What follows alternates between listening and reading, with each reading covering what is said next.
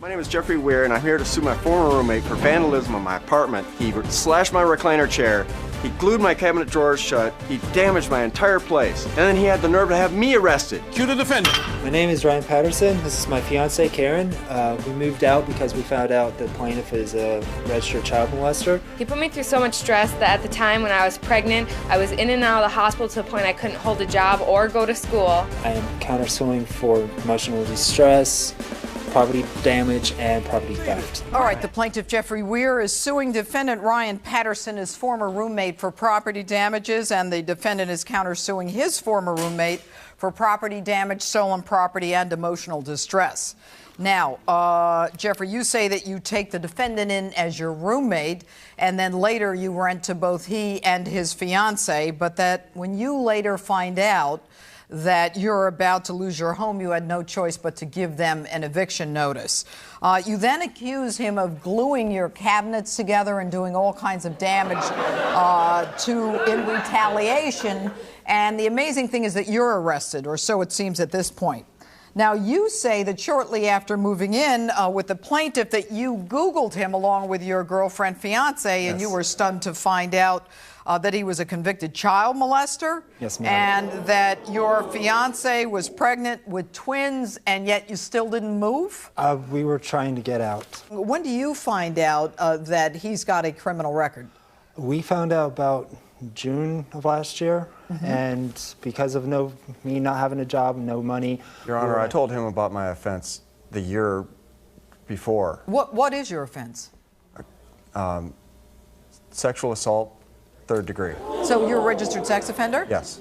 Okay, the sexual assault 3rd degree, why are you calling him a child molester? I found out not just from the DAs after he was arrested for stealing all my stuff, but also from other people who know his case, that he had molested a 2-year-old. No, I did not. And that's why we were wanting to get out. That is completely and totally false.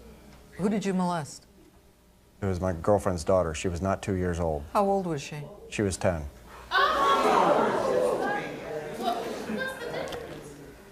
Who are you?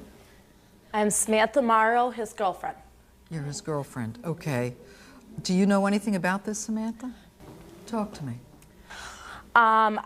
When 1 week of our dating, he had told me we wanted to be truthful with each other. He told me what he did. And he did not just tell me I'm a sex offender. He told me from the story, from the beginning to the end, of what he did. Now, I was a victim of sexual assault. But what happened to me was worse than what he did. Is there any justification, Samantha, for the abuse and the molestation of a 10-year-old girl because what happened to you was worse? Are you kidding? What happened to me was like my pants were down. He was touching me. Who? This was back when I was 10. Another person? This is another person. But what's that got to do with his molesting a 10-year-old? You're here to tell me your victimization was worse? Because he touched this girl when her clothes were still on. He did not go under her clothes. We're not going to go into the legalities of it. Sit down, Samantha. Oh my God. Sit down. You move in. You move in. Yes, ma'am. You find out that he's got a sex offense and that he is a child molester. And at some point, she becomes pregnant. Yes. Why is it that you, as soon as she moves in or as soon as you find out, don't find yourself a new place to live? We were actually trying to, but every time we would try to get a place, people would say no, no, no, because I didn't have a job and I didn't have the money. Why didn't you have a job? I was trying to get a job. Talk to me. You evict them. Yes. I evict Ryan. I also tell my daughter and son-in-law to move out as well because they're in the other apartment. I move out myself. It was on a Sunday I moved out. Tuesday, I get a call from my daughter. She says that Ryan had kicked my dog outside and wouldn't let him back in. My daughter leaves a very heated voicemail on my phone. About the dog? About the dog. Okay. She told me that as he was walking up the stairs, he kind of shoulder bumped her and then walked up the stairs. So what do you do? I get over there, the door's locked, I unlock it, I walk in, I hear those two whispering saying, "Here he comes," and I ask him what was going on. He just blew up, stood up, and started cursing about my daughter again. We had a heated discussion back and forth, and I eventually tried to assault him. Were you there at the time? I was. Tell me what happened. Your Honor, what happened is when he came back, I was sitting on the couch doing homework, and he came in. He was speaking very loudly. He obviously wasn't happy. He wasn't calm at all.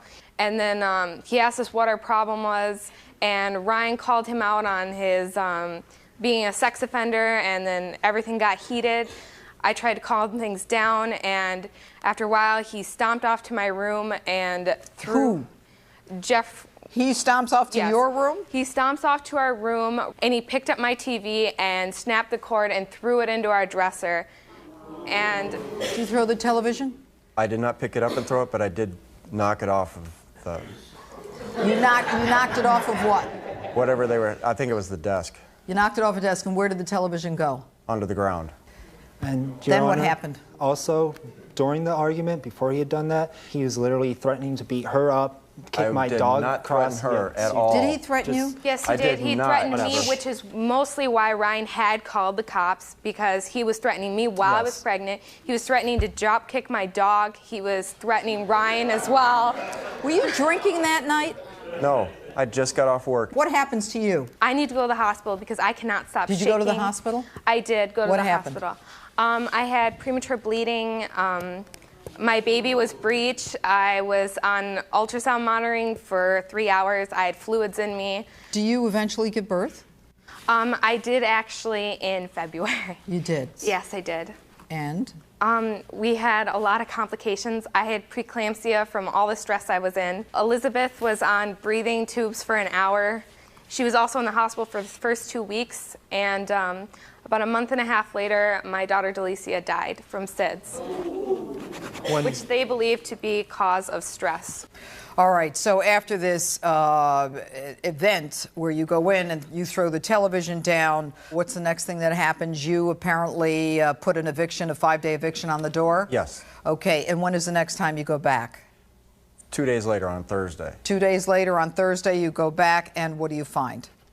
Gorilla Glue on the cabinets, Gorilla Glue on the drawers in the kitchen. Gorilla Glue? Gorilla Glue.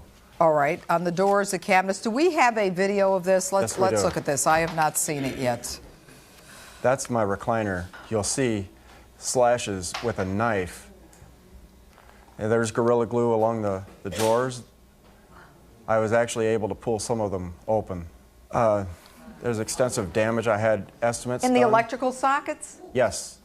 There's quite a few electrical sockets that have glue in them. All right, did you do that? No, ma'am.